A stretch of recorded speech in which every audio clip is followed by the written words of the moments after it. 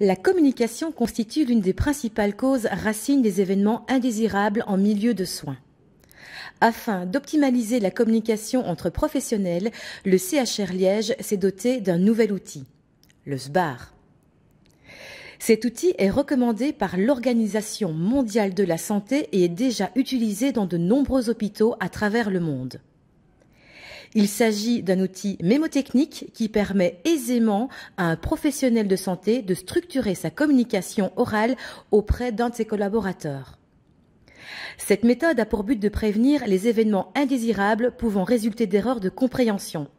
De plus, le référentiel d'accréditation JCI recommande de recourir à des outils de standardisation pour sécuriser la communication entre professionnels de santé.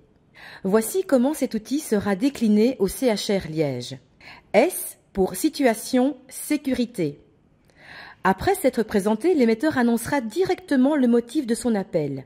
Il exposera directement la problématique qui l'inquiète. Par ailleurs, si un point d'attention doit être particulièrement mis en avant, il sera mentionné à ce moment.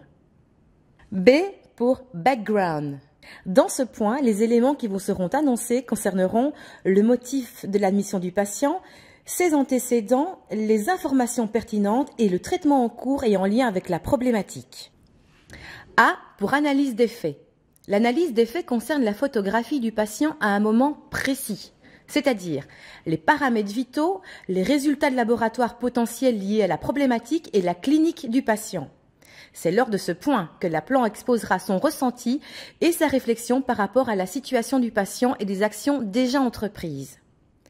R pour recommandation, relecture, retranscription. Ici, l'appelant fera part de ses recommandations, de ses attentes et de ses besoins. C'est à ce moment que le receveur répétera les informations ou les consignes afin de s'assurer de leur bonne compréhension. Une relecture sera réalisée entre l'émetteur et le receveur. Enfin, la communication sera retranscrite dans le dossier patient par l'émetteur. Vous l'aurez compris, l'objectif de cet outil est d'aider à la standardisation et à la structuration des messages transmis oralement afin de garantir une prise en charge optimale du patient. Cette structure permet la transmission des informations les plus pertinentes suivant un ordre chronologique. Elle rend la communication plus efficace, plus rapide et plus qualitative. Lors de l'utilisation, vous constaterez l'efficience de l'outil.